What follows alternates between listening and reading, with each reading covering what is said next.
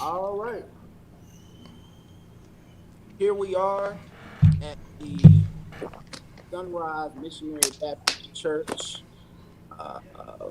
down here, and I have my big brothers here. First off, we have Pastor Keith D. Witherspoon from the Bethlehem Missionary Baptist Church of Bend, Indiana.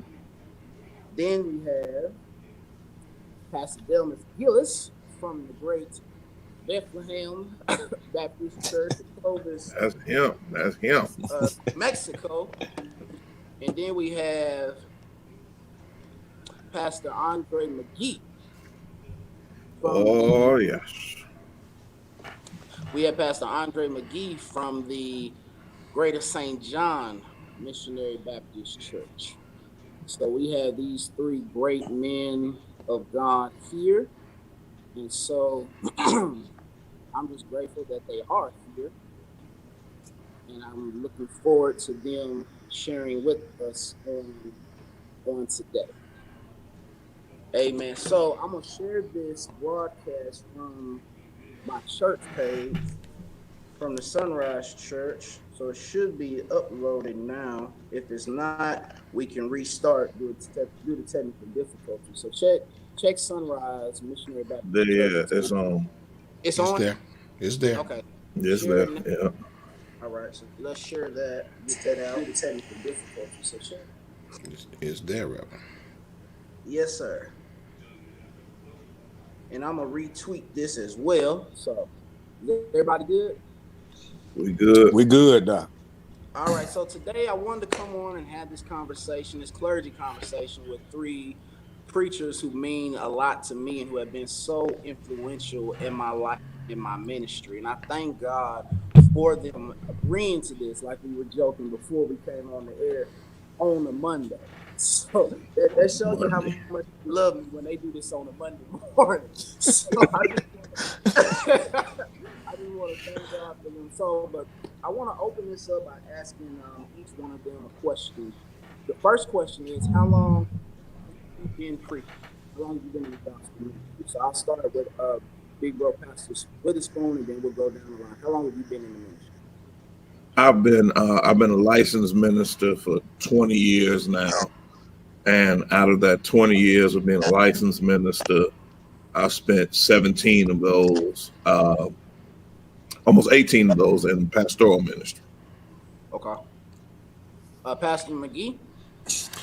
Yes, I've been preaching. I answered the call to preach 35 years ago, but I was licensed 33 years ago at my home church, Pilgrim Baptist Church, Gary, Dr. Charles Emery. All right, and Pastor Delmus? Man, I've been licensed to preach for 16 years now, and I've been pastoring now for 6 years. So I'm the baby pastor out of these other two giants. Oh Lord! I'm about to say I'm really the baby now since I just started. So let me ask this question. Do you remember when you were a pastoral candidate? How was that process? Because there's going to be somebody watching who wants to know like how the process goes. So when you were a pastoral candidate, describe to me your process. Pastor Delmus, I'm going to start with you. Describe to me the process. Well, at my current location, man, it was somewhat different because I was not a candidate for the church. I actually simply came to fill in for a Sunday. It was my desire, and it was the church's desire, to call someone else. And I was headed back to Oklahoma City. And I went and preached a Sunday and actually left town. And my family and I went on a trip. And it was during that trip that, by the providence of God, things happened to where their original candidate could not assume the position. And so then, by God's grace, they turned to me. And so it was actually a strange whirlwind, as they say, romance, to where things happen very, very quickly. and there really wasn't a resume process, an interview process. I didn't have any other options. Didn't have no job, and so when you pray for God to open a door, and He only opens one door, you might want to walk through that one door. And so it's been a match literally made in heaven. And God has graced us for the last 6 years, man, to be pastor and people. And it's just been a flat out blessing to me. And it's a miracle how God works things out. Okay, awesome. Pastor McGhee? Well, I went to my first church in 98, March of 1998 in East Chicago, Indiana. And my experience was very terrifying. It really was, because I had been under my pastor for so many years. And at the time that I was being considered for the church, I was preaching everywhere across the region. So I was pretty comfortable with that. You know, I was fine. I had seen some of the battles that my pastor had gone through, and so I wasn't itching to pastor just yet. But then the other part of that too was I succeeded a pastor that was there 40 years, and he really retired before he was really ready to. He had to. And so when I got to the church did not have an office for me, did not have a chair for me. I had to pretty much wait my turn. So it was a very terrifying and humbling experience for me to be able to have that opportunity. But God has a way of working things out for your good and for His glory. And that became a grooming station for me to make me the guy that I think I am today. Okay, and Pastor Witherspoon? My first pastoral assignment at the New Mount Sinai Baptist Church of Gary, Indiana, was based upon recommendation of one of the senior pastors in Gary, Pastor Ferris Evans Sr. Asked me for my resume. At that time, with no pastoral experience, I was like Pastor McGhee. I was preaching across the region as an associate minister, and I was pretty happy with that. And so I handed in my resume, and I preached there on Easter Sunday. And next thing I know, I was in school. I was in church history class, and I got the call that I had become that pastor. And it was humbling, terrifying, exciting, all those things. And that place proved to be a grooming station. And I thank God for those people putting up with me for those years, learning how to preach, learning how to pastor, that I might become somewhat of the person that I am today. Okay. So then let me ask this question then, big brothers. Let me ask this question. When you are a pastoral candidate,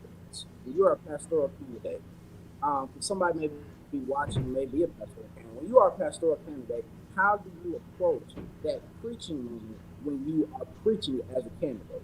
What are the do's and the don'ts? I'm going to start with Pastor McGhee. What are the do's and the don'ts preaching as a pastoral candidate? Well, when I went to Mount Hermon, my first church, I always talked to my pastor about my experiences prior to going, and he always talked to me. And one of the things he would tell me when I would go around preaching in the region is that when you go to the church, do what you've been asked to do. Right. So if you've been asked to preach, preach. Don't pray, don't sing, don't read scripture, don't conduct worship, don't do anything pastoral. Whatever you were asked to do, that's what you do. And so even as a pastoral candidate, you have to realize that you're not the pastor. And so you cannot be pastoral in your approach. If you're there to preach, that's what you're supposed to do. And so you approach it humbly. You approach it with a sense of what is expected of you, what you need, what they ask you to do. Even if it's a time frame in which they want you to do it, you do what you're asked to do. And that's the way I would approach the process as a pastoral candidate. Don't try to be somebody who you're not. Be yourself. Don't have any unrealistic expectations at that particular time. Go prayerfully, and just do what you've been asked to do. So that's how I approached it. Pastor Witherspoon? when I was a candidate for the Bethlehem church, it actually started for me pulling up in the parking lot. At that time, my predecessor was no longer coming to church. He was sick. And so when I got the call to come and preach, they told me when I got to the church, just park in the pastor's spot and all that stuff. And when I got there, I did not feel comfortable doing that because there was a sitting pastor at the church. So I just parked somewhere, and then I went on and preached. And as soon as I got through preaching, I got my stuff and left.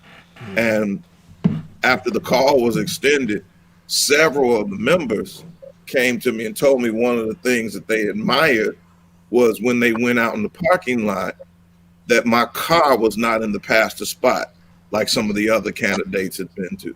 So again, it's about doing what you're asked to do, using discretion and realizing you're not the pastor, you're a candidate to be the pastor, and you just go and do what you've been assigned to do. Okay. Pastor Delmus? Man, I think sitting under a pastor helps shape how you approach any preaching moment, and sitting under my father helped me go out and preach as an associate minister. So even when I approached the preaching as a pastoral candidate, man, my father always told me it's not your church.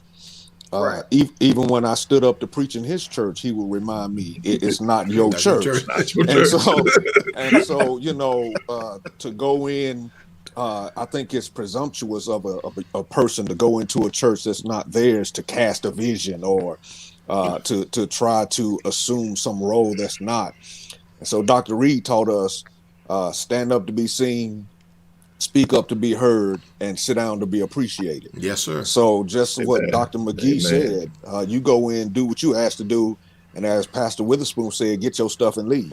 You know, you don't, in my personal opinion, you don't sit there and try to politic for the position. You don't sit there and try to pass out your information. You go preach and go home and let God work, you know. And so so I think that the key word in your question is preach. What do you preach? Go preach Christ and go home. That's it. Right, because I you know, from always having conversations with you all, I can attest to, I guess, you know, there's that danger when you want to just preach, but you're also thinking, I'm a candidate, you know, this could be my church. So then on the flip side, you have this feeling like, you know, do I have to necessarily, I guess, show them that I can really preach, or show them I can be this leader, or show them I can be this administrator, show them I can be this tough guy. So is that, with you all's experience, was that kind of a conundrum at one point, or do you see that as a conundrum today, as with candidates that you know that sometimes it's a struggle, but it doesn't have to be a struggle if you're not trying to make it that? My pastor, Reverend Isaac Culver Jr., taught me early on, you treat these opportunities as preaching opportunities. You don't go with any expectation. You go to proclaim Christ, him crucified, and then you leave and let God, like Pastor Gillis said, let God do the rest. So I've always, of course, there's a human element. Of course, you're going to be nervous. Of course, you're projecting into the future, but as best you can, you treat it like a preaching opportunity. And this is your opportunity to present Christ to a congregation with the anticipation that there's somebody in the congregation that does not know Christ and will get to know Christ better as a result of you preaching the gospel. And then you just let God do the rest. I think we always have to remember that no matter what the situation, no matter what the context, we're always preaching for an audience of one. Yes. We're always preaching to the glory of God, for the glory of God. And so it doesn't matter whether you're a candidate, whether you are an associate minister, even whether you're a pastor. even as pastors, we can't forget that the crowd is not the judge of our preaching. That God is the ultimate object of our preaching. And so even as a pastoral candidate, man, you're not going to as Pastor Witherspoon and Pastor McGhee said, you're not going to get a church. Right. Man, you're going to please God. And Right. if you do that, you get your stuff and walk out the door and say, God, I did my best for you. And man, you go home and go to sleep at night. Absolutely. And that's the perfect segue into what I was going to say, is that you have to make up in your mind whether or not you're going to trust God in this process or not. Yeah. Yes, sir. Because Yes, sir. God still ultimately places pastors. Right. And either you're going to trust God to do it or you're not going to trust God to do it. Right. And it's dangerous ground when you don't trust God, because he is the one ultimately that's going to determine how successful you want to be in that process. And so trusting God is very key. When you don't trust God, then you succumb to all other types of chicanery and methods to try to get ahead, to try to meander, maneuver through, and you end up tangling a web that you cannot get out of. So it's always important to make sure that you trust God with the process. And if you go in thinking you got to prove something, you already set yourself up for You failure. lost. Yes, sir. Amen. Yes. So then let me ask this question. When you all were called to your first church where you currently are now, did you ever feel pressure from the members to be as the predecessor? In other words, somebody that may be watching who may have been called recently or is looking to be called may feel as though they have to live up to this expectation. So what do they do what does the new pastor do in order for them not to have to feel this burden of living up to a previous pastor's standard?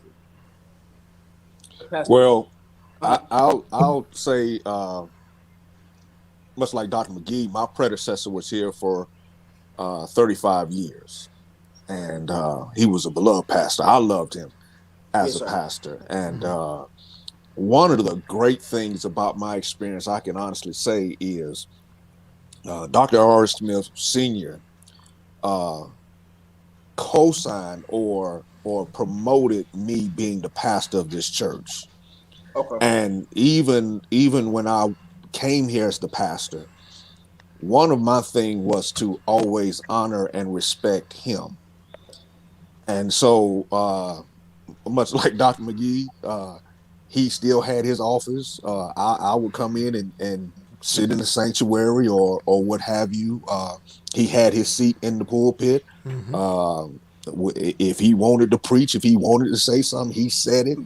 I was under no impression, no illusion that I was actually pastoring the church, because and some of you might be able to understand this. Even when I would stand up and say something, they would look at him and, Yes, sir. and see if he nodded or if he agreed or if Yep. if he gave any consternation. So I understood that. And I appreciated it and I respected that. If someone has been in a position for that long and has been faithful and has been fruitful, you don't go in trying to tear that down or disrespect that. And so God allowed me and I was blessed to have his tutelage for a while before he became unable to attend and have his tutelage for a while to help usher me into the pastorate. But it was never a competition. He never tried to make it a competition. As a matter of fact, he was adamant about who the pastor was at that time. He would always defer to me. Now I know that's not everybody's story, that's not Right. everybody's Right. condition, but for me, that is how that's what helped me not be in competition or try to compare to my predecessor, because he wouldn't allow it. He was like, listen, you do you, and I've done me. And so he was gracious in that area toward me.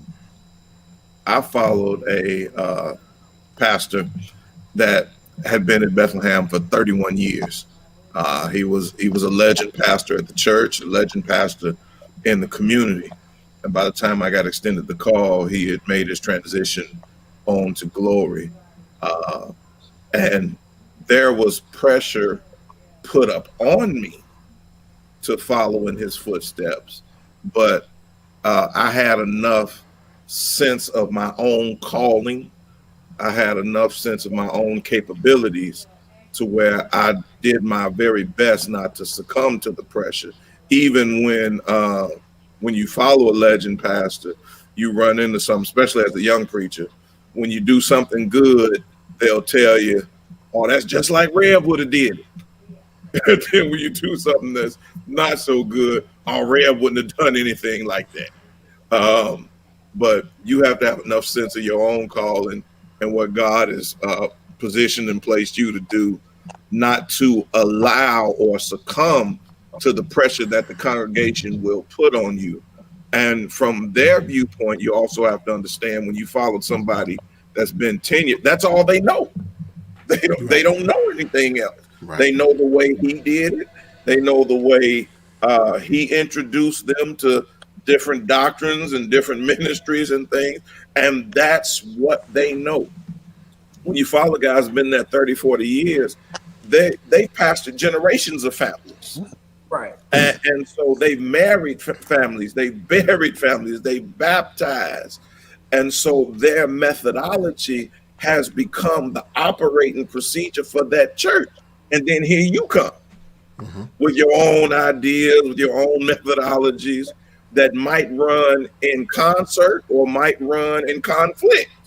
Right. And so you just have to know what God called you to do. And I know you got some more questions about that, so I ain't gonna go too much further and let Pastor McGhee talk. Well, I think the pressure for me was making sure that my predecessor wasn't forgotten. Because when I went to Mount Hermon, he had been there 40 years. Yes. He had just retired. He had a hand in my getting there as well. In fact, he would have had conversations with my pastor about the possibility of me becoming the pastor there without my knowledge. I was too busy preaching and enjoying myself to even be a part of that conversation. But when I went, I think the important thing was for me to not forget him. He had been there 40 years. And by extension, I think that was the expectation of his family, is that they not be forgotten either. And so that's really what my pressure really came. They had a sense of who they were asking to come when they invited me to come. They Right. knew that I was much younger. He was in his 80s. I was, 29 at the time. He had a different preaching style than I did. And so they knew pretty much who they were inviting. I think it was important that I remember that he was there, because he was there. He was there 2 years before he transitioned of my pastorate. And so it was very important for me to he sat in the pulpit most of the time. He may say something, he may not say anything, but it was important for me to recognize and honor him. And I think one of the defining moments for me was, and I mentioned that I went there, didn't have an office, didn't have a chair. And the next couple of Sundays, I came to the church, walked in the office, and he says to me, "When we go upstairs, I want you to sit in the big chair." Wow. And I said, "No, sir. No, sir. That's your chair. I have no." He said, "I insist. When you get upstairs, I want you to sit in the big chair." Well, the way those chairs was, the middle chair had arms. The other chairs did not have arms on them. Wow. He's 83 years old, 82, 83 years old. I'm 29. Wow. And so I didn't feel pretty good about sitting in the seat, but I did. But it came to my attention after church that he was leaning over and that he could have possibly fallen. And then I also learned that the reason why he asked for the chair was because somebody had said to him, "You're not the pastor anymore. Let that man have that chair." Wow. And so I had a dilemma. I had to figure out what to do about this because it bothered me. So I went to the church because, when you get called to a church, you're so excited about it. You're overwhelmed. You go to the building as often as you need to. Even if you don't need to, you go there just to kind of get a feel of it. So I'm walking around the sanctuary praying and excited. And I said, what do I need to do? So it dawned on me that they're concerned about him sitting in the big chair where he don't fall over. Right. And others are concerned about me sitting in the middle. So what I ended up doing was I took the small chair and put it in the middle. and took the big chair and put it to the side. And I went to his house and said, Doc, when it comes Sunday, I want you to sit in the big chair. Oh, no, we ain't doing that, no. I said, come Sunday, I want you to sit in the big chair. Yes, and he kept resisting. So I said, well, who's your pastor? He said, you my pastor. I said, well, as your pastor, I'm saying to you, sit in the big chair. And it floored them when they came in and found out that I had set the big chair to the side for him to sit in. So I think it was very important for me at that time was to make sure that I didn't forget him. And I wasn't trying to, because I recognized that even though I was the pastor elect, that's still not the pastor. He had been there 40 years. Everybody in there, he's either baptized, dedicated, married, funeralized their loved ones, got them jobs, different things like that. So I think that was the pressure for me, is to make sure I didn't forget him. I think they pretty much knew who they were calling when they called me.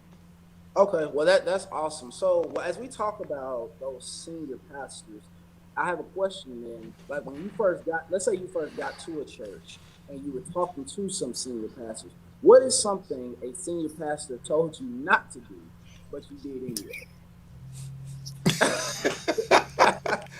Ooh, goodness. As we keep it this PG, or we no.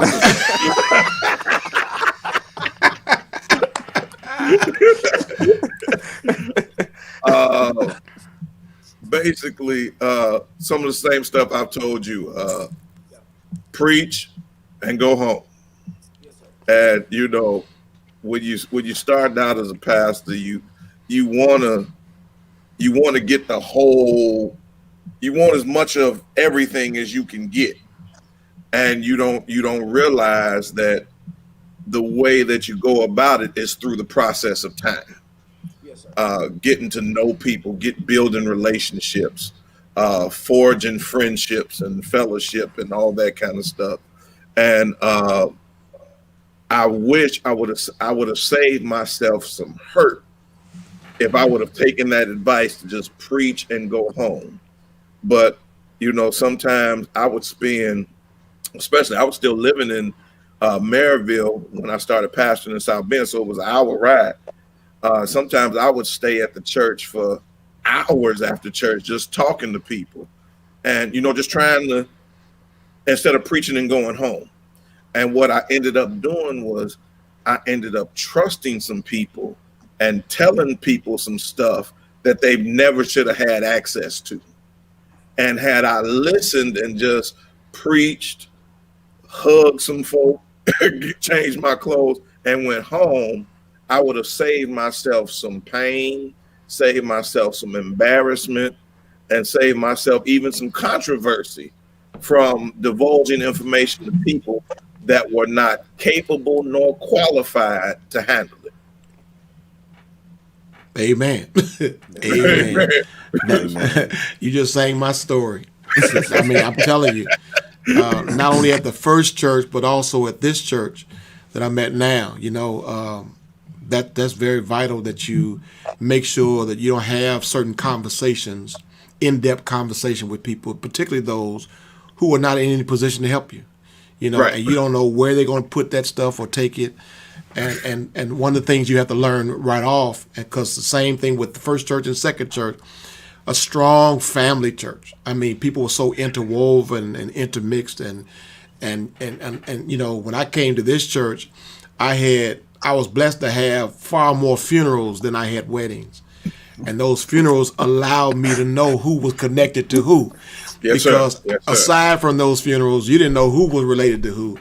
And I was so thankful I didn't talk about nobody, because I didn't know who family I was talking to. But I learned early on that you have to be very careful about who you, in your effort to try to get to know people and share your vision and your passion.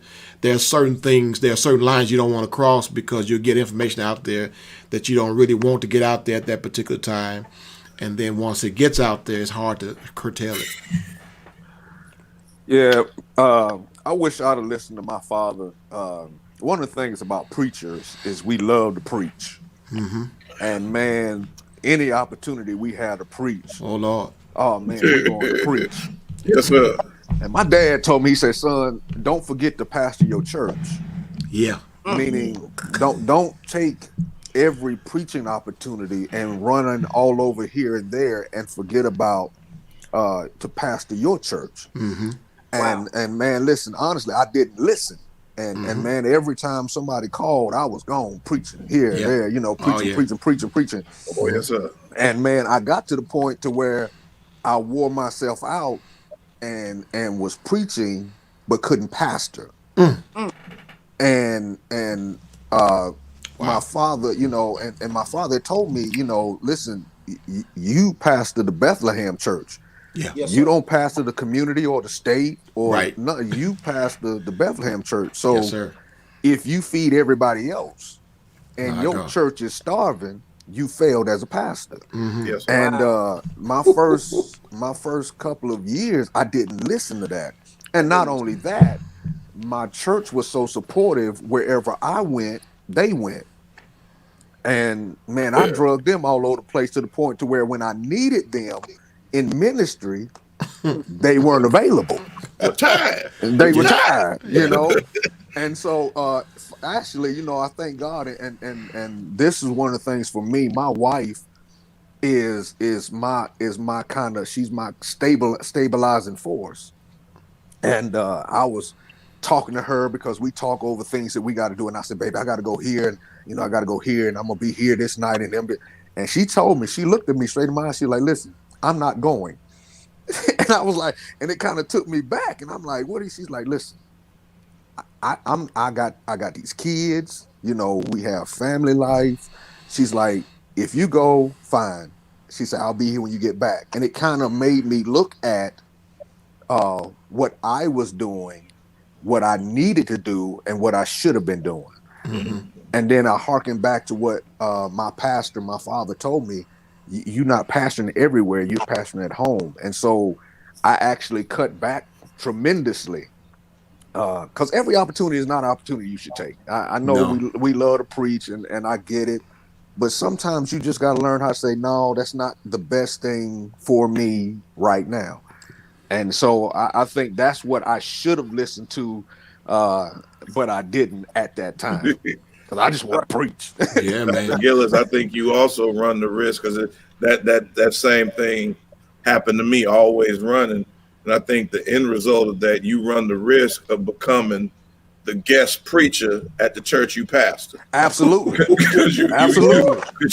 you so used to just preaching and leaving that Absolutely. you take that particular mantra to your own church. Absolutely. You just looking to go preach, do a good job, and then get on out. Yeah.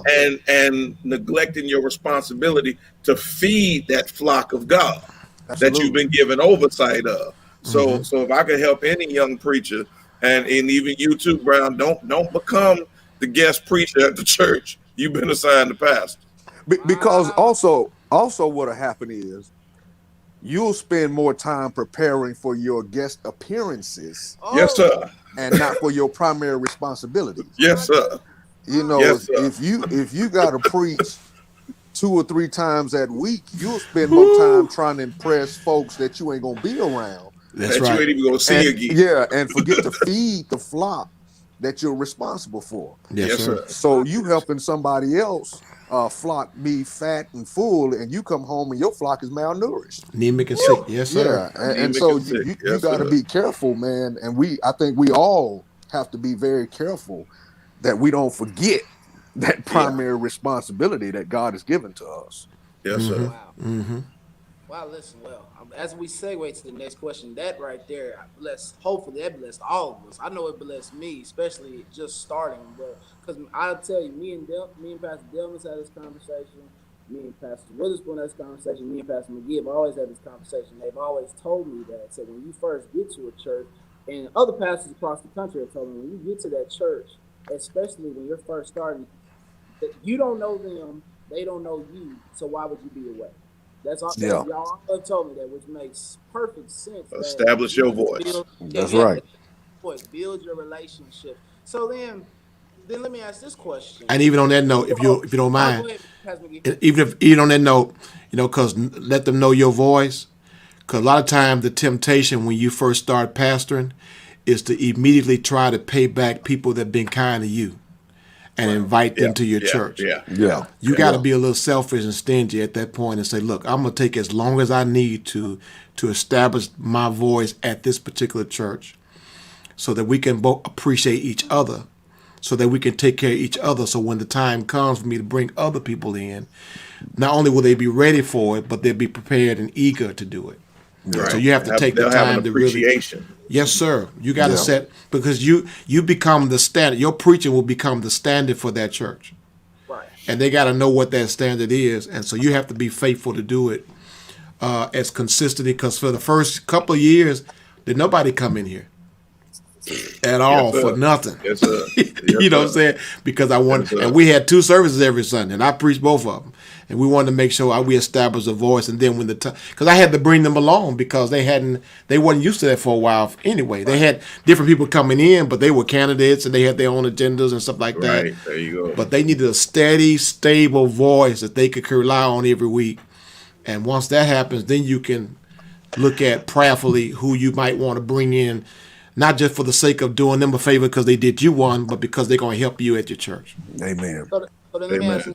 So then let me ask you. I want to ask this first question. So when Big Bro Pastor McGhee, when you were talking about being kind of selfish, so besides annual days, because even when you get to a church, there's still going to be those annual days. So do you still invite for the annual day? But beside those annual days, for the majority of it, you need to be the main voice that they hear. Absolutely, absolutely. When I went to my first church, that was especially true because there were people that church was fellowship with over the years that Dr. Long was pastor. And those were fellowships that they wanted to keep. Now, I didn't know these pastors personally, but I honored that, as far as long as I could or for as long as the relationship would allow, for the sake of the church having some type of continuity. But outside of that, I made sure that on Sunday morning, they heard Andre McGhee. So yes, sir. Pastor Roderick Smith said in the comments, no Sundays away if possible for the first year. And I agree wholeheartedly. Yes, sir. With that advice. That matter of fact, that's another piece of advice I wish I would have listened to. But being at that time a road preacher, I was gone, man. I was gone. And I missed out on some key opportunities, and it took me longer to become the pastor at Bethlehem because I spent so much time away from Bethlehem. Mm-hmm. But not only that, let me say this too. Not only that, in the age that we're in, the age of technology, these people are getting fed so much stuff via internet and YouTube, Facebook, and you and I talked about this, Pastor Brown. Everybody with a Facebook page now is a bishop, and so they need to hear your voice on Sunday morning, to combat the heresy, the false doctrine, the poor teaching they've heard all week long. And so you need to be there to pour into them and get some of that stuff out of them. That they've been listening. Now, listen, it's a blessing to be able to hear all these different preacher pastors throughout the week. It's been a blessing to my soul, but your people need to hear your voice or they'll mess around and be pastored by someone that's 1,000 miles away. Yep. So they need to constantly hear your voice to offset what they may be listening to all week long. Because they're gonna come and tell you what they pastor said on Facebook, and you gonna have to be like, well, wait a minute, hold on. This is what we say. This is what we believe here. Well, so man, that thank you for that. But I want to piggyback on something Big Real Pastor McGhee said. I want to ask you all this question. Because Pastor McGhee said something very interesting to me. He said, be careful, in your first couple of years, you won't do all the preaching. So what I'm getting at is, how do you deal, because there's maybe somebody who gets called or maybe somebody dealing with this, how do you deal with, let's say, your preacher friends basically saying, well, I can't wait for you to preach. When are you going to let me come preach? And dealing with the calling invitation. How do you I think we're gonna let Spoon answer that question. That's Spoon ready, boy. He ready for that one. But how do you deal? And then I'm gonna come to you, Pastor Witherspoon, big bro. How do you deal with that? Because it's like, because then you might hear somebody say, "Oh, you acted funny, you didn't change because you became a pastor." But in the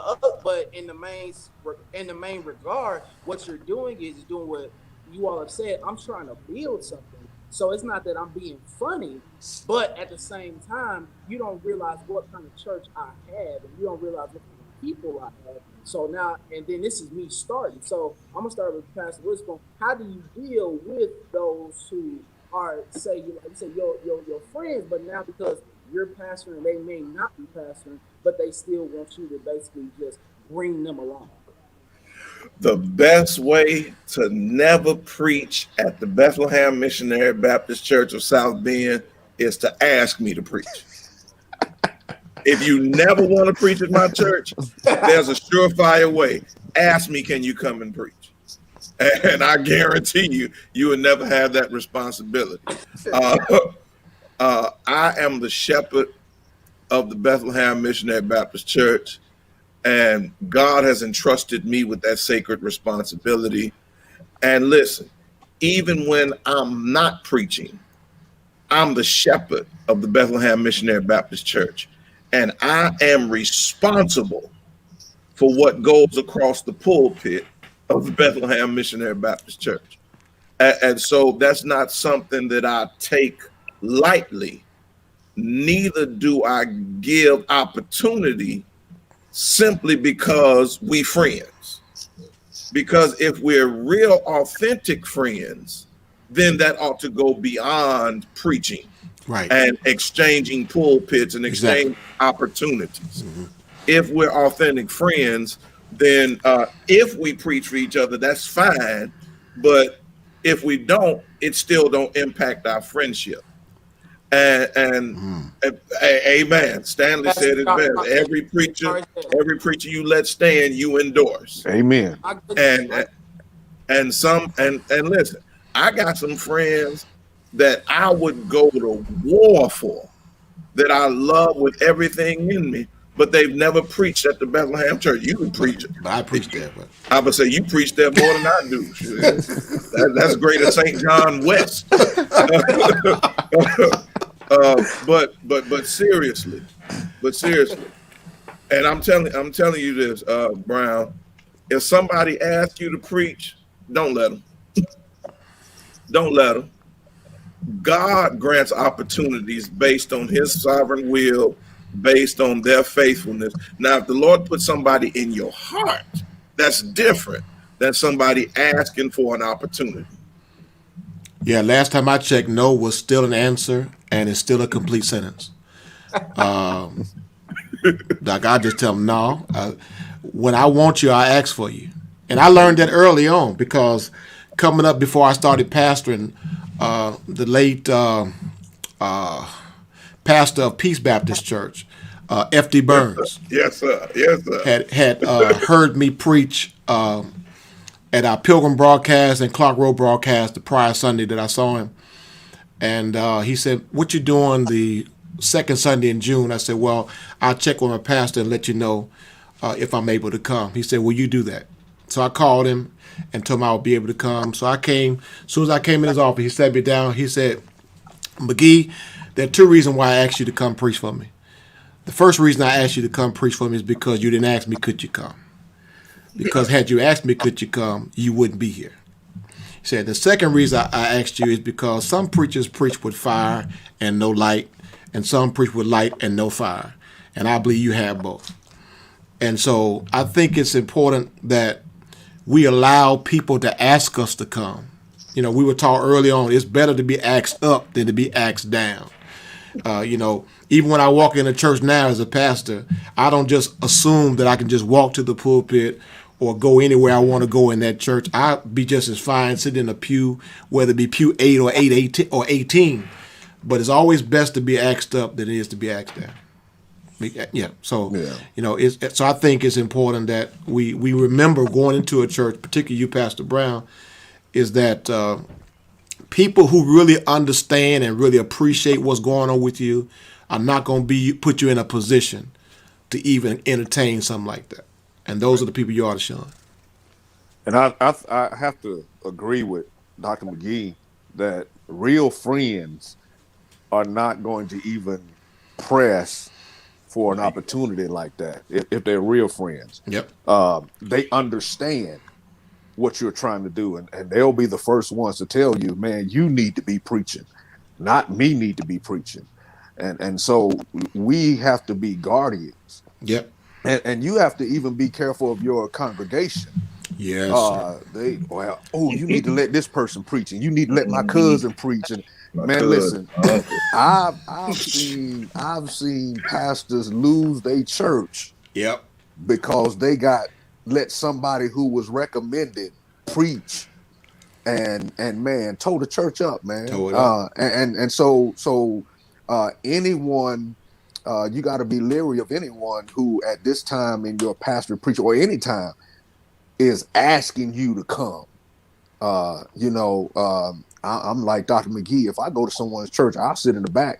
As a matter of fact, a lot of times I try to go right when they getting ready to stand up to preach. Yes, sir. So I don't get asked to preach. I know when it's too late to get to ask to preach. It's too late. Sit in the back. Yes, sir. And so, for me, listen, I learned this. I got my own church. I can preach at any time.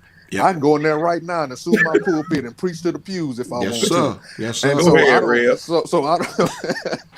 I don't have to look for opportunities, and you got to be careful for folks who are pressing for opportunities at your church, because you got to ask, what are their true meanings, what are their true intentions. Yeah. All right. Well, and like I said, I appreciate that as well. So then let me ask you this question. As we talk about preaching at your church, especially, I want to start off this way. When you are a new pastor and you're as you all have had experience, as I'm starting to have experience, when you're a new pastor at your church and preaching, me and Pastor Delmus talk about this all the time. How do you go about preaching them? Do you go preaching vision sermons, pastoral sermons, or it's like me and Pastor Delmus talk about, you basically just say, I'm in revival every week? Because for this first year. So man, listen, you ain't got no vision. You ain't got no vision. You ain't got no vision. You just got there. You don't know what they need. So man. Yes, sir, Reverend. I'm blessed, man. I'm blessed to have these mentors and senior pastors who guided me along, and who told me, man, listen, go in there and preach Christ. Go in there and preach, and feed the folks, and I learned this, even when I had the opportunity to interview for a church prior to the church I have now. And unlike these great pastors, they didn't call me. So they were like, no, we don't want you. But anyway, in that interview opportunity, I was asked, what is your vision for our church? And I said, I don't have one. How can I have a vision for a church that I'm not pastoring? I have no clue what you need, what the atmosphere is, what the needs of the church are. So, it's difficult for me to say. Go in and cast a vision when you don't have a vision. But that's why I told you, man. Listen, go in there and preach like you in revival, like you preaching your heart out. If you got to pass out when you get to your office when you're done, do that. But man, just go in there and give them all that Christ has given you, and thanking God for the opportunity just to stand. Yep. Pastor Carver Stanley said, every Sunday is a Friday night revival until the Lord says otherwise. Amen. Amen. Amen. All right. Is there anybody else that need to add on to that? We good on that? That's good. I would concur and agree with what everybody just preach. One of the big mistakes that I made as a pastor is assuming, based upon the level of worship, based upon the amount of ministry that the church is offering, is assuming what they know biblically. And the only way that as a pastor what the church knows biblically is what you teach them. Don't take anything for granted. So use your preaching opportunities, use your teaching opportunities as a way to instill or reiterate biblical doctrine, and just know that way they cannot use the excuse, I didn't know that, because you taught it to them. You taught it to them. So never take for granted what you just assume people know based upon their level of worship or how they speak churchanese or what have you. Make sure you take the time to preach and teach and prepare and preach and teach and pray and prepare and preach and teach and do it all over again continually. Absolutely. And one of the things that helped me when I came to the church here is that for whatever reason, they were doing the same call to worship every Sunday, Romans 12. And so it finally hit me. We're preaching, we're doing this call to worship every Sunday. Do they really know what Romans 12 is about? So I used that as a series early on. That was because I had pastored another church. I had a lot of other sermons and series that I could use going in, because you need those things to buy you some time until you really learn your congregation, because you don't even know what their needs are. Not only do you not have a vision for that church because you don't know those people, but you don't even know what their needs are. And so as you get to know them and different things like that, that will determine exactly what the need is and how the direction your preach should go. And even when you do series, you got to know when to start. You got to know how long they got to be. You got to know something about the attention span of your people. You got to know when to take breaks. You got to know what certain things that have to go. So there's a whole lot that goes with that. And a lot of times we have to be sensitive to our situation and not try to look at other people's situation and make that our situation. And I'm glad you said that, big bro, Pastor McGhee, because that's exactly where I was going. How, since you all have been preaching and pastoring for a good number of years, how do you not allow the trap of comparing yourselves to others consume you? You have to find out who you are. Yeah. And you have to be okay with who you are.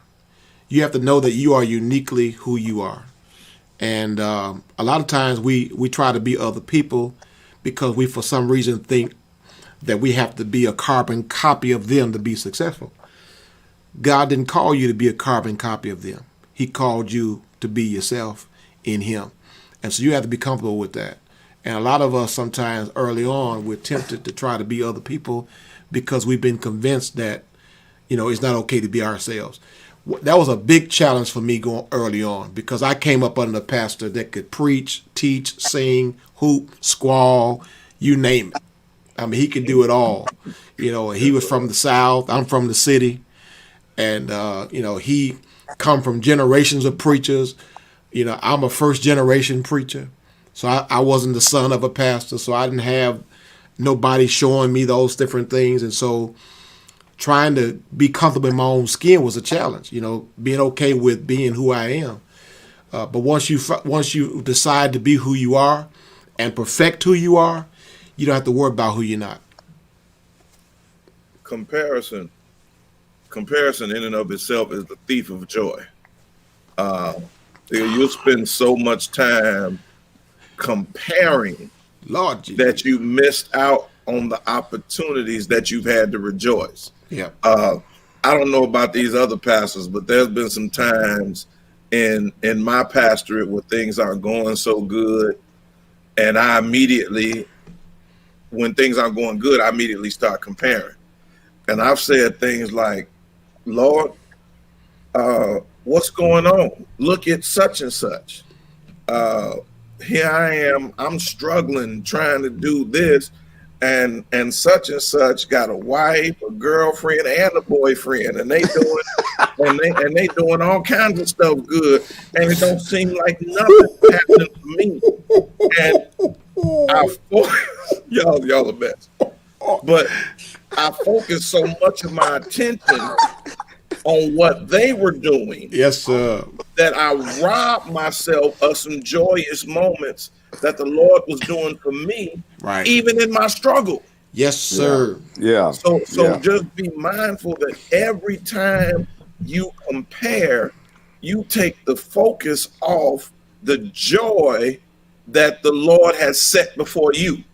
And to get to the joy that the Lord has set before you, you got to endure your cross and despise the shame. Yes, sir.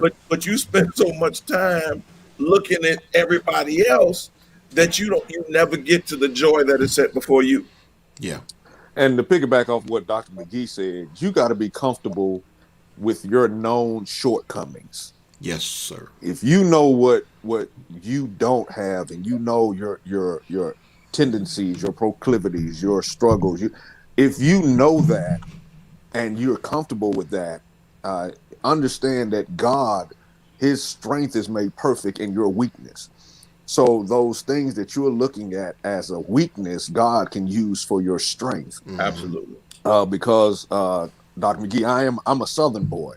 Yes, sir. And when I started preaching, man, I hated my Southern drawl. I hated it, man. I wanted to be, erudite and eloquent like y'all Northern like preachers. Spoon? Yeah, like Spoon, be able to articulate. Let me go into private chat right quick. And so I struggled with what I saw as a weakness, but yes, sir. I discovered that there's people in your congregation who don't speak eloquently and may not have that voice and may not be, and so God uses what you perceive as a weakness to reach those who may have their own weaknesses or struggling with their own weakness. So when you get comfortable with what you're uncomfortable with, God can use you mightily, because you recognize that it's not your strength, but it is his strength that is in the preaching moment, is in the preaching experience. My God. And so God allows us to be broken so that we can show the fullness of his godness. Woo! Reverend. Woo! God. I hear you. Gillis. And he said that with that Southern drawl. Yes, he did, Reverend. I need to cash app you some money, Reverend. Reverend, that's so rich. So let me ask you this question. As we talk about this comparison, because we do live in the 21st century, we live in a social media generation. How do we not allow social media, whether you're a preacher or pastor, how do we not allow social media to discourage us, like what you were saying, big bro, Pastor Witherspoon, when you look at all of this somebody else got, and you see what you have. So how do we really block social media out to make us not feel like we aren't doing anything, or make us not feel like we are insignificant? Here's what helped me with that, Brown. I had the privilege. I got a son who'll be graduating college in a couple days. And he's an athlete. He was a two-sport athlete, football and track. I had the privilege of going on several college visits with him. Yes, sir. I also had the privilege of putting together his highlight tapes. So when I put together his highlight tapes, I would show him catching the screen and running 80 yards.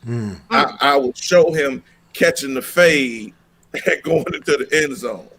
I would show him mossing somebody, coming down, and I would show him in the starting blocks and winning the race, because that's what I wanted. I wanted the colleges to see. But what I didn't show the times he lined up wrong. What I didn't show was the passes that he missed. What I didn't show was the times he fumbled, the times he got tackled, or the times he lost the race. We about to go to Oregon, brother. So you cannot compare your real life experience to someone else's controlled online content. Yeah. Man, somebody had joined church on that, Doc. Hey, people talking about I woke up like this, they lying. Yes, sir. You know they lying. Yes, sir. Yeah. Because how can you wake up flawless and it take everybody else 3 hours to look presentable? Woo! They're showing you what they want you to see without the backstory. Yes, sir. And Absolutely. don't get caught up in social media because everybody is not who they post to be. That's right. That's right, Doc. That's right. That's right. Doc, a camera can make a small church look big. I just put it like that. The right camera can make a small church look huge. Yeah, man. Yeah. And you know, to piggyback off what Dr. McGhee just said, man, my wife and I, we were looking for a house, and we pull up the pictures of the house, and they would show these panoramic views. Yes, sir. And they would warp the camera lens to a certain angle to make everything look a certain way. Yes, sir. But when you showed up at the house, the rooms were much smaller than they appeared in the picture. Yes, sir. And so we learned that and this is honest, when we were looking for that house, if they had a panoramic view, we didn't even go look at the house because they were trying to hide something that they really didn't want us to see. Exactly. But I'm going to say this, Pastor Brown, that I'm glad, and Dr. McGhee and Pastor Witherspoon can probably attest to this. I'm glad that I grew up in a generation of preaching before social media.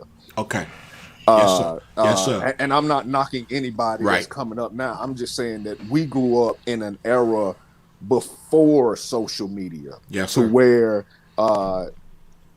we didn't have this constant barrage of comparison or this constant influx of different things.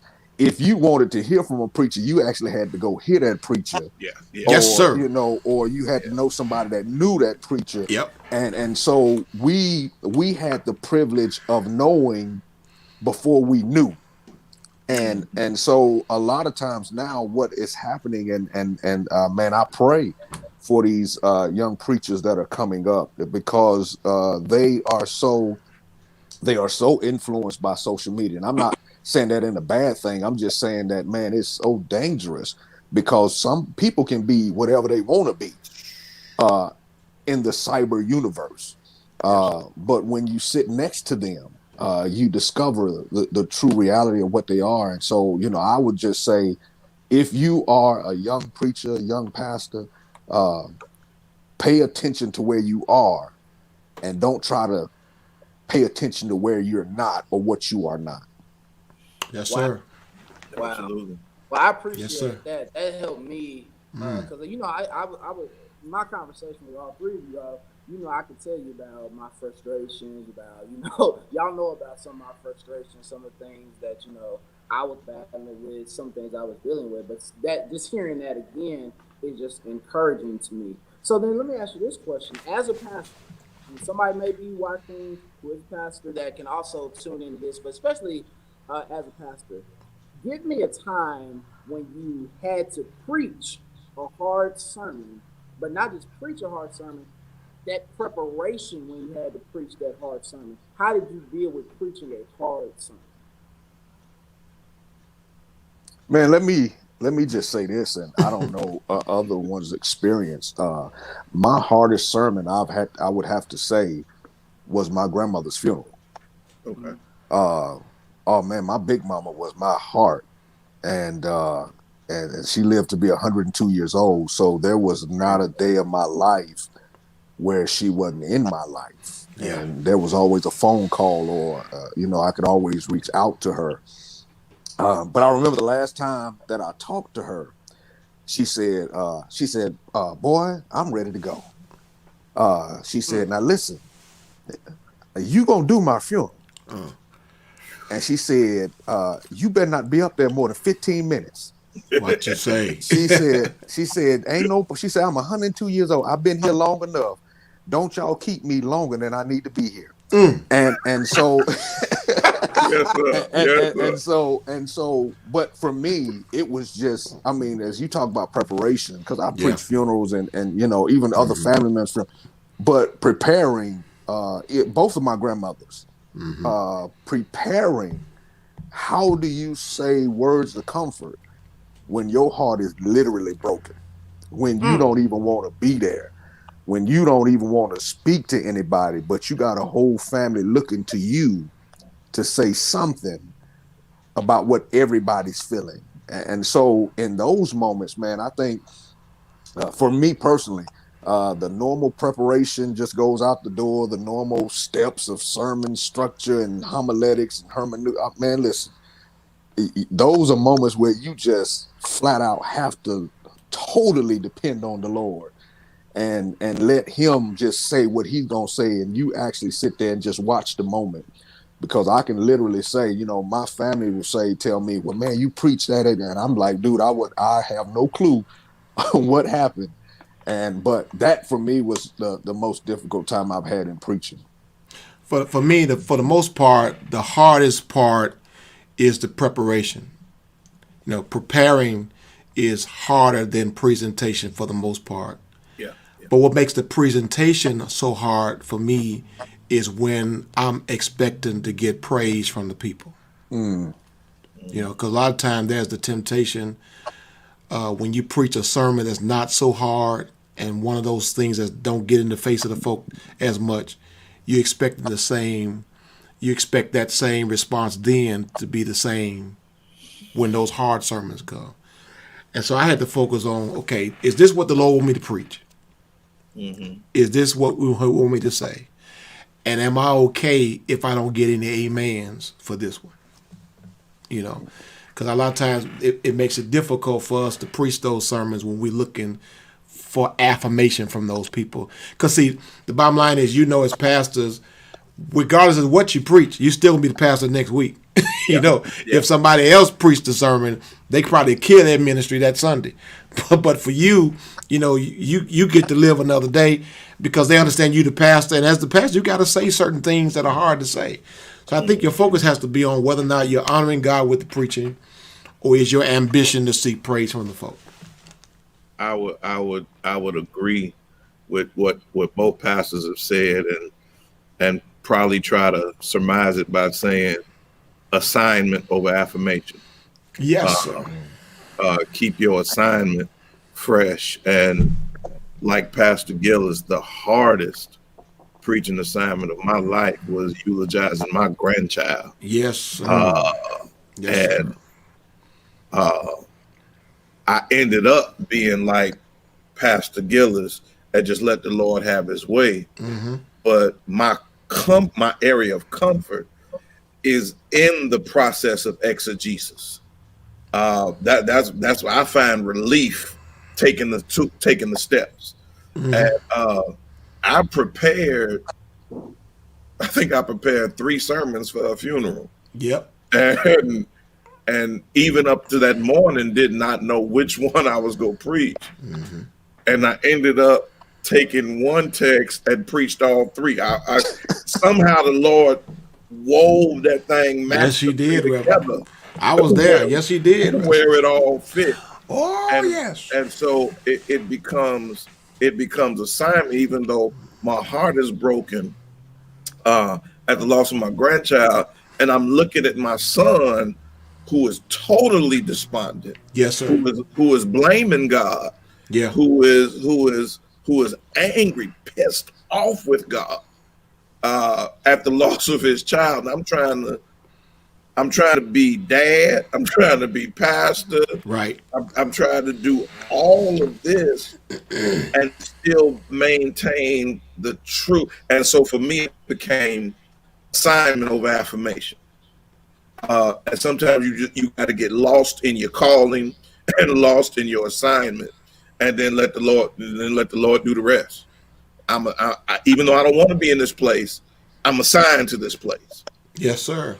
And if I stick true to the assignment, the Lord will get the glory out of it. Yes, sir. Wow. Yeah.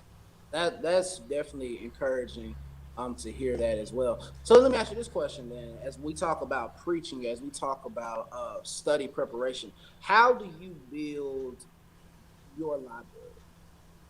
Like when it comes to books, how do you look for books, or what type of book should a preacher, even a new pastor, looking to reading, or should they just, how do you build your library? What's the best way? Call Pastor McGhee. Lord, call Pastor McGhee. He got more books than the Library of Congress. Oh my God! secret. Hey, this may not be ethical, but secretly steal books from your pastor, Doc. Yeah, steal your pastor's books.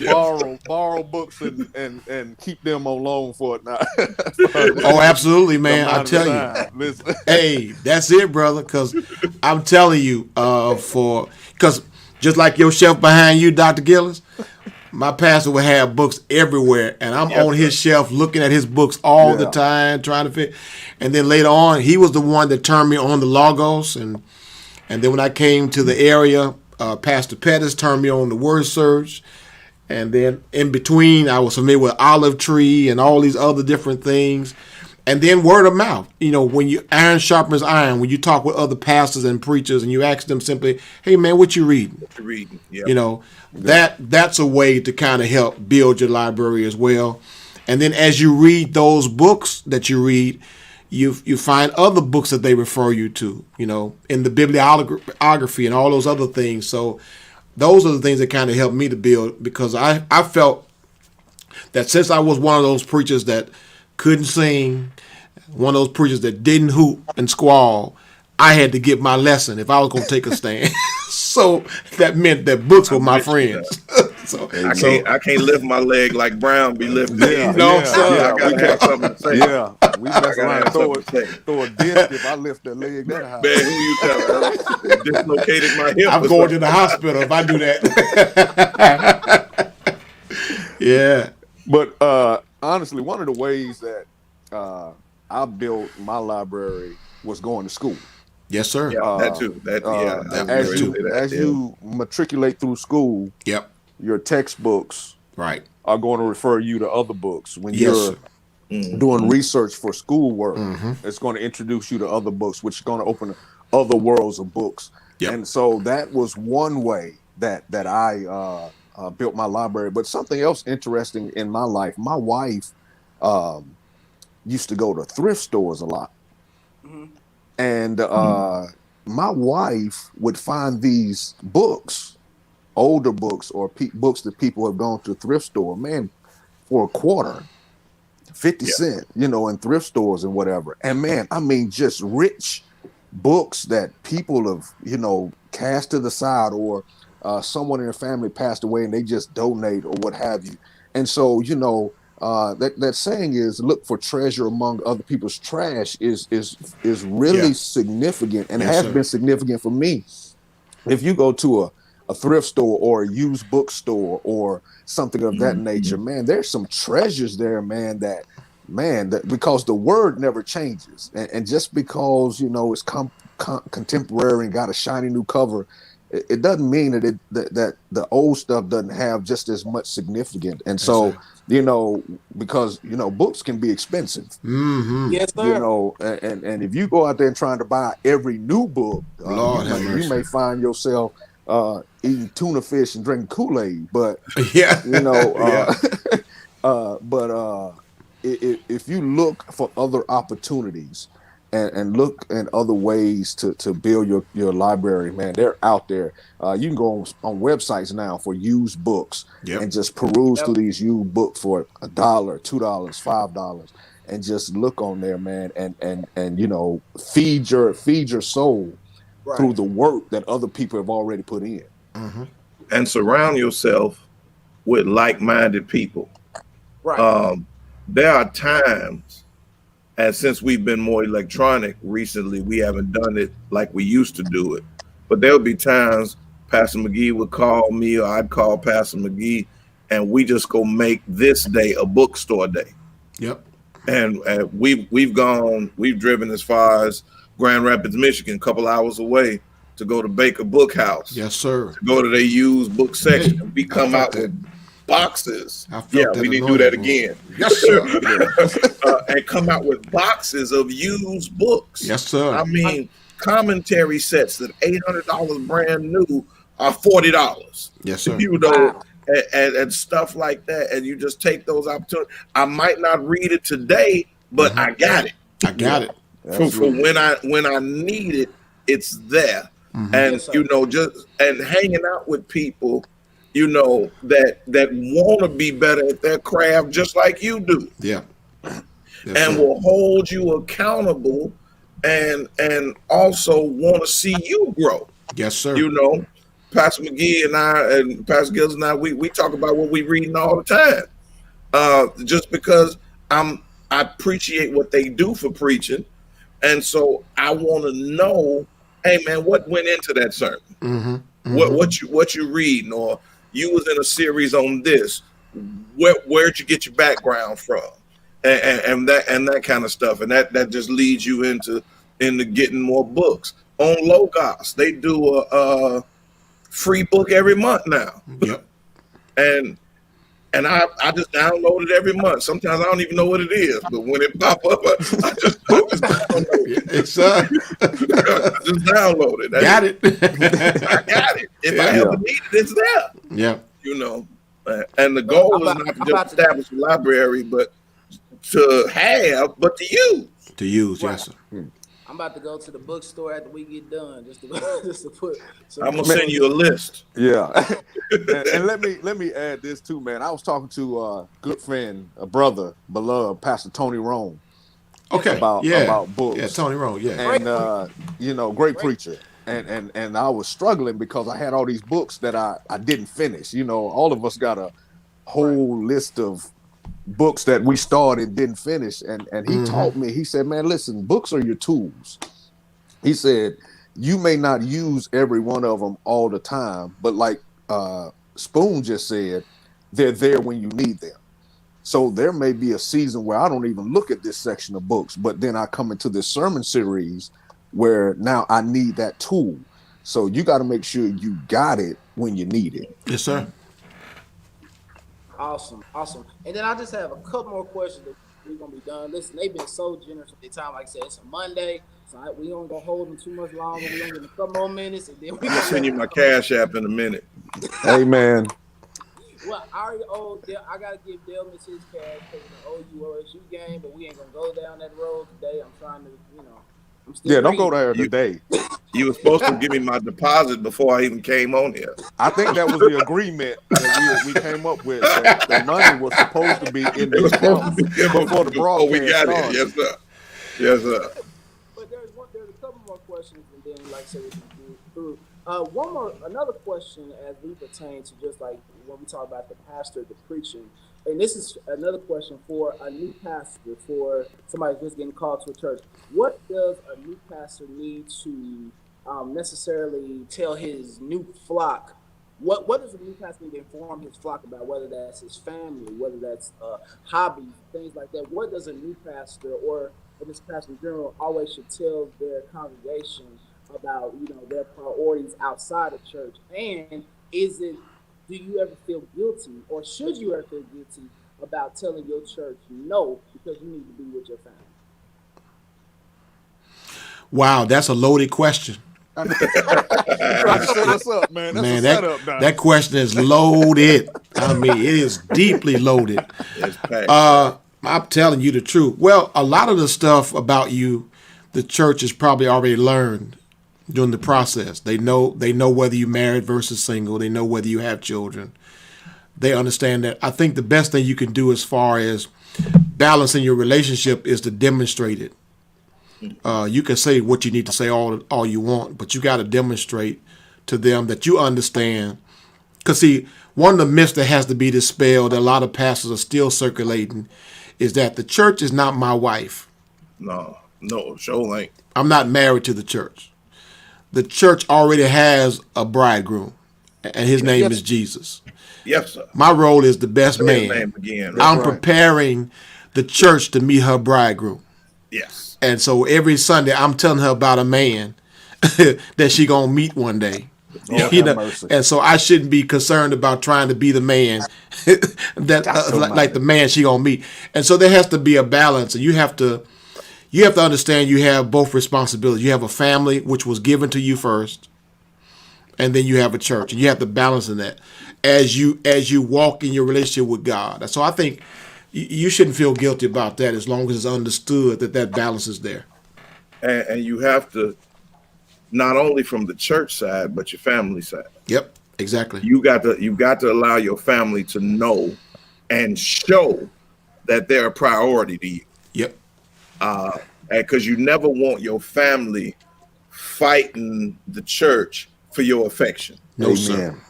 Amen.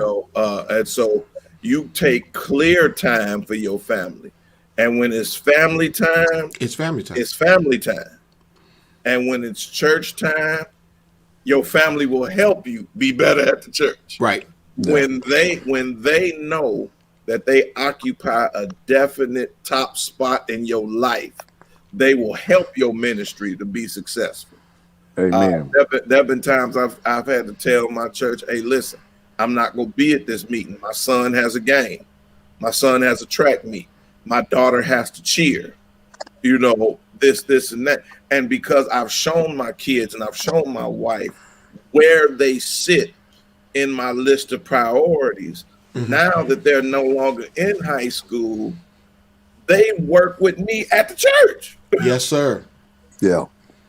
My daughter go be at choir rehearsal before I get there. My sons go get there and make sure all my media stuff is set up. Because I've shown them that they're a priority. And so now they help me work in the ministry. And it's never been a forced thing for me. Oh, you got to work here. You got to do that. No, I let the natural outflow of that happen. I let them be kids. And I supported what they did as children in their athletics and their academics. That's it. And now they support me in ministry. Yes, sir. Amen.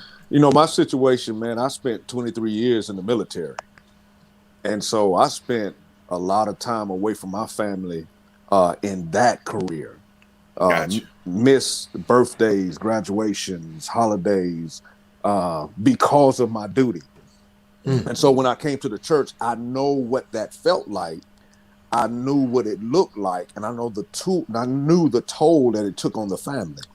And so I was adamant that I was not going to leave one thing that took me away from the family and then voluntarily be away from the family in something else. And so I know that the family comes first. And I think that as the leader of the church, it's important for us to teach our church that we model it for them so they can actually live it out in their own capacity, in their own home. So, for me as the pastor, I gotta make my wife a priority so the other men in the church can make their wives a priority. I have to make my children a priority so that the other parents will make their children priorities in their life. So we lead by example and in all aspects. And so I purposefully and intentionally be the most publicly loving, caring, concerned, attention-giving husband, father, grandfather that I can be. So not just to let my family know that they are a priority, but to let my church know your family should be a priority. And so here at Bethlehem, we do stuff intentionally to make sure we spend time with family. Listen, we don't need to be at church all the time never get to spend time with at home. Yep. Because back in the day growing up, man, we was at church all the time. Yep. I mean all the time. And so raising money. Right. And so, purposefully and intentionally, we don't do that. We try to make sure that ministry is built so that family comes first.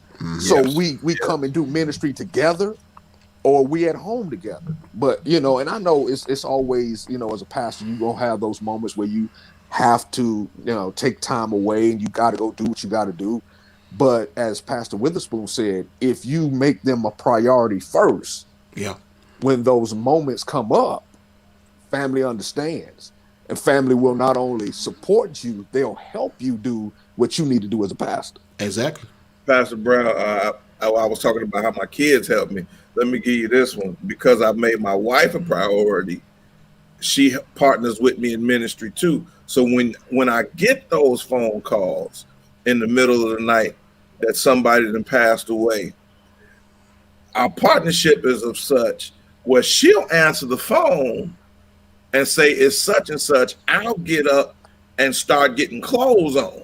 Yeah. Amen. And by the time Amen. I'm dressed and got freshened up, she can tell me what happened and where I'm going, and is not resenting me for leaving the house at 3, 4 in the morning.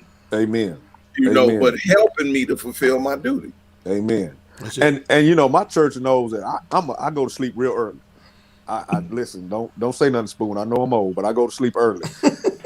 And so my church earnestly, if something will happen later in the evening, they'll call my wife. Yeah, exactly. They'll call my wife and say, hey, Sister Gillis, this is what happened. And if I need to wake up, my wife will wake me up. Hey, baby, this is what's need to be done. But, sometimes they'll tell her, just let him know, but that's that partnership, because there's no competition. Right. There's no competition. And I know a lot of people won't say this, but if it comes down to my family or my church, man, listen, I was eating before Bethlehem. I'll be eating after Bethlehem. And I'm not trying to be, we understand, antagonistic or anything, but I'm not going to lose my family for a church. My family comes first. I'm not gonna lose my family over a church, nor am I gonna raise my family in a way where they're gonna end up hating the church. Absolutely. Yep. Either way.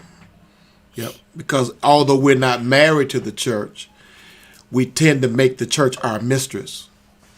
Lord have mercy. Yep. What's the cash at that? We tend to make the church our mistress, and we expect the wife to accept the fact that you got a mistress. My, Lord have mercy. And you know what? I heard a preacher tell the story of a wife, a pastor's wife, who said to him, "I wish that I had a pastor that I could talk to." Yep. And that messed me up. And I went home and I talked to my wife, because think about it. If everybody is able to divulge their most intimate struggles with the pastor. Yes, sir.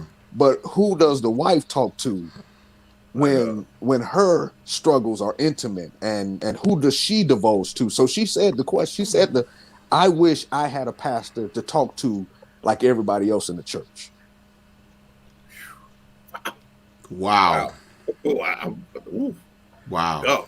Now I ain't got no answer for that. I'm just I went to my wife with that, and my wife said, I understand. Wow. I think Pastor McGhee, myself, and Pastor Owens, I think our wives have kind of found that bond in each other. Because of our relationship, they have forged their own relationship, and they do things to the exclusion of us. Yep. Yes, sir. And we encourage it. Yeah. And we encourage it. It's their own time. Yep. It's their own time. And even though all of their husbands do the same thing, they understand that their husbands are not the same people. And the complexities of the different relationships, but it's a sounding board for them. Yep. To where they can get that stuff off of them as well. Yep. Right. Yeah. Amen. Because who do they talk to other than that when their problem is you? Lord, right. Yeah. I mean, we're their frustration. So who could they safely talk to without hurting us? Yeah. Right. Even though they hurt. Yeah. Right. Yeah. They can't go to the pastor when the pastor is the problem. Right. Exactly. Exactly. So who do you go to when you can't go to the pastor? Wow. My goodness. What? Wow. Well, this is my last question that we're going to be done, but this is a fun question. So this is my last question. We're going to be done. They were all fun. What you talking about? Right. Right. Yeah, this last question. So just tell me just about some of the most memorable sermons you've heard or even you've preached throughout your ministry. Just tell me about some of those sermons that you remember that really just like to this day, if you just bring that sermon. Hey, man, put that comment up from Rod Sproul. That last one. Oh, my God.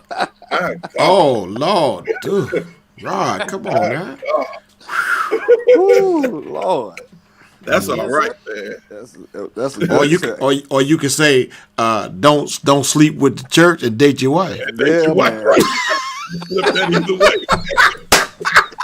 That thing is loaded right there, man. Good God, Oh, man. Lord have mercy. oh my gosh. Rod. Yeah. Rod. Man, Yes, that sir. was all right. But yeah, Yes, tell me sir. those sermons that you just like heard that you've never forgotten, or even some of those sermons that you may have preached to where you just have never forgotten just the impact you made. Because I already know me and Pastor Witherspoon, we can I was tell about you to say, all you know what I'm about to say. it was at Uh, Greater Solid Baptist Church at the simultaneous have you revival. seen the Reverend ghost? Dr. John A. R. Adolph. Have you Tomat. seen? Have you Have you seen the seen the ghost? ghost? Have you Man, seen the listen, ghost? I got that that's CD in my truck right now, Doc. Yeah, me too. man. That Yeah. that sermon fundamentally changed the way I view a worship experience. Listen, I look at a worship experience now through the lens of Have you seen have the you ghost? have you seen seen the the ghost? ghost? Is the ghost Well, here? baby, Is the baby, ghost I'm here, just Doc? waiting on him. He gonna show up. Tomato. So And you'll know when he's here because you people know will be what? running and shouting. Yes. Oh, God Almighty. Yes, Now, sir. now that's one I heard. One of the sermons that profoundly impacted me that I preached was in the same city in Oklahoma City. Oh yes. It could Oh, be yes. worse. Yes. Oh yes. Oh yes. Yes, sir, Reverend. We could be remember worse. that. It could be worse. Chapter 3. It could be worse. It could be worse. It could be worse, Reverend. Pastor Witherspoon To- crying and shouting all in church. Shout the and president. I'll say this. I see y'all going on. Y'all doing too much now. Making the president cry. No, this And y'all preachers understand this. Y'all preachers understand that Yeah. I was clicking homiletically. Yes, sir. I was clicking hermeneutically. Yes, sir. My voice was intact. Yes, sir. It seemed like that particular day, even after preaching 3 days of revival, I was hitting on all cylinders. Yes, sir. I felt the ghost. You was in the zone. And I felt most complete as a preacher at that moment. I felt I was very transparent. I felt the balance was. I think I was at my best at that moment. If going back to look at it, and then the results were what they were. I don't talk about the results. I'm just talking about it from a presentation preparation. yeah, we talk about results. Well, yes, sir, man. I'll I'll leave tell that you. up to everybody else. That pressure, man. Yeah. That week, hearing all these other preachers, knowing your time is coming. Yes, sir. Some are staying behind, some are leaving. You worrying about how it's going to go. Is it going to be all right? Because we know as pastors, there are times, man, we on the mountain. There are other times we in the valley. There are times that we hit a home run. There are times we strike out. Hey, look. And we praying, Lord, don't let this be the day I go to Flunkersville. And listen, my prayer is, here you go, Brown. My prayer is, Lord, if I gotta die, let me die at Bethlehem. I can live again. Yes, sir. Let me die where I live. Yes, sir. If I die here in Oklahoma City with Facebook Live, I done died all over the country. From one place, I done died in 50 states. Yes, sir. And across the world. I tell you, boy. Yes, sir. I tell you, the Lord. You have one? Huh? I said, Pastor Delmus, did you have one? Okay, go ahead. Yeah, you know what, man? I'm gonna get back to you. Oh no, you could. One of my favorite sermons ever was preached by my father from the book of Acts with the lame man laying at the gate called Beautiful. Sir. Yes, sir. And Daddy preached at church, but not in church. And he preached about how close we are to deliverance and healing, and yet we're so far away. And he kept making that statement at church but not in church killed me, because I at that time I wasn't preaching and nothing. I was the dog sheep of the family. I was the one that Yeah. wasn't Spoon. I didn't need an amen right there. But I was what they might call churchatistic, but I wasn't saved. And so, Lord Jesus. and so, man, I was sitting there, and man, listen, when he was talking about how close we are to deliverance, redemption, salvation, how we're at the church, but we're not in the church, we're not a part of the church. Man, that moved my heart to the point to where not only did I get saved, but I came to understand what it truly meant, not to just be a member of the church, but to be the church. And so that was the moment that I fully embraced that you can't just be church light, and you can't be church like. You got to be in this thing. And you can't just be around it, and you know, you got to be in it. But yeah, Dad preached, man, at church but not in church, and man, it changed my life. Wow. Man. And I don't know if I could ever re-preach that. You know how we try to re-preach something, and I don't know that I would ever be able to re-preach that from what my dad preached. And for me, for my personal preaching moment, my first time preaching at the Fairview Baptist Church for Dr. John Reed. He has that carpet up there that says "Preach or Perish." And man, to be sitting there, and for Dr. Reed to be sitting beside you, and when you getting ready to preach, he lean over Spoon and say, "Preach, son." And your whole heart just drop into the bottom of your stomach. Listen. At what's the name of that church? Dr. Cooper's church. Prospect. Yeah. Doc, I had that same feeling, Doc. Dr. Reed looked over and said, "Preach on." Yeah. I said, as if you ain't got no other choice. That's the only one you got. That's right. That's right. You're gonna do your best. That's right. And Spoon, listen. I cannot say like you said that I was on what. All I can say was I survived. Okay. And I made it through.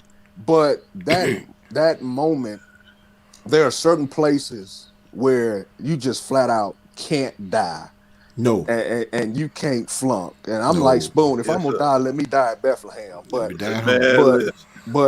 you know, sitting there with Dr. Reed, with my brother, and knowing the significance of that moment, man, it was just awe-inspiring for me, and I'll never forget it ever. Wow. Well, I know for myself, there were a couple of sermons. Like I said, we talked about Pastor Adolf. I remember Uncle Ricky, Pastor Ricky D. Turner from the Oak Ridge Missionary Baptist Church in Kansas City preached a sermon entitled "When Jesus is in the House" for homecoming at Greater Mount Olive, Oklahoma City. Never forgot that.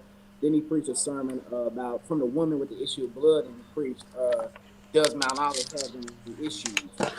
Never forgotten that sermon as well. Then, of course, I have old cassette tapes from Aiken and Woodbury, and I could just listen to those as much as possible because I never forgot those sermons either. But I will say, just to piggyback, one of my greatest experiences of preaching was when I got to preach at Greater Mount Olive for the first time. That was oh my goodness! Like, I was so nervous. See, it's one thing with your name on the side. It's even one thing when you get to the church. But when I got to the pulpit, it was like a completely different experience. And then I sat in the chair where I watched Adrian Woodbury sit all these years. So it's like, wow, you know. But that was also one of my experiences. And then, as to piggyback on what you said, Pastor Witherspoon, Big Bro, when Pastor Adolf said, "I hope the ghost didn't leave." He's the main attraction. He's the main attraction. Yes, sir. So yeah, but no, listen, big brothers, I thank you all so much. Pastor, you didn't give Pastor McGhee an opportunity to answer that question. Pastor McGhee, did you answer that question? I'm sorry. about sermons. Yeah. Man, it's so many, man. I don't know which one to pick. I mean, it's so many different sermons I've heard over the years. I can attest to the fact that when I first learned about "Have You Seen the Ghost," that was one of those that just shook you, you know. And I think about, you know, sermons that the eagle stirs a nest, and I fell in love with a prostitute, and what in hell do you want? Yeah, you know, all those different sermons over the years, man. They just have a way of sticking with you and just remind you of the art of preaching. There are times even now I'll go online and just pick up a old clip of C.A.W. Clark, you know, just going at it, Reverend. You know, so preaching is so paramount. It's so powerful. You know, it's hard for me to sing out one particular sermon, but as far as sermons I preach, man, I tell you, you know, we often talk about sermons like that as being our sticks. These are sermons that we know we can pull out. I don't care where you at, what's going on. And that Nehemiah text, man, you know, where he says, I'm doing a great work. I can't come down. Why should the work cease while I leave it and come down to you? It's one of those passages, man. I just love the book of Nehemiah, period. Yeah. But that particular area, man, is just one that blesses me. So I would probably say that's probably one of the messages that just sticks with me. So no matter what's going on, man, I can have it, you know. If you hear Pastor McGhee preach anything Pauline, especially out of the Corinthian books, it's gonna mess you up, Doc. Man, bless you, bro. Listen, I fight with scholars. I think McGhee wrote Corinthians. Both of them. Lord, help him, Lord. If you ever get a chance to hear him preach out of Corinthians, Doc, he gonna mess you. I'm telling you, he wrote both of those books. No. Are you a critic of authorship for the book of Corinthians? Yes, sir. I'm going with Andre McGhee, Doc. But you know, it's interesting, Pastor McGhee. As we get ready to close, when you talked about just those classic sermons, because I love listening to like C.L. Franklin, Leo Daniels. You know, Daniels Dance with the Blues. C.L. Franklin, Lower My. I mean, every sermon from C.L. Franklin I listen to. All, yes, sir. You know, those are just for those sermons that we never forget. Because they just are those classic sermons. And Emmanuel Lee Scott. Yeah. All them guys, man. Yes, down to Parson, even, man. I'm gonna tell you, the way he able to build his sermons on top of each other as he go, man, it's just crazy, man. J.C. Wade Senior. Now, Senior, oh my God, yes, sir. That little man could do it, Reverend. Oh my God. You talking about run a manuscript? God Almighty. Yes, sir. Yes, sir. Yeah, great preachers. Big brother, so much for coming on, and from the comments, people have been blessed today. So I thank you all once again for this first installment of Clergy Conversations. So I appreciate you all so much today. Any final words as we get ready to close? Well, thank you, man, for the privilege to be on this platform with these brothers. I certainly wish you congratulations as you not only get your feet wet and settle in your new church, but also your upcoming wedding. I want to say congratulations to you, man, and we're praying for you. We're here for you, as you know, and we appreciate you thinking of us as big brothers, and we hope that we are able to continue to live up to it. I echo the same sentiments, man. I'm happy for the merging of Sunrise and Black Pepper Brown.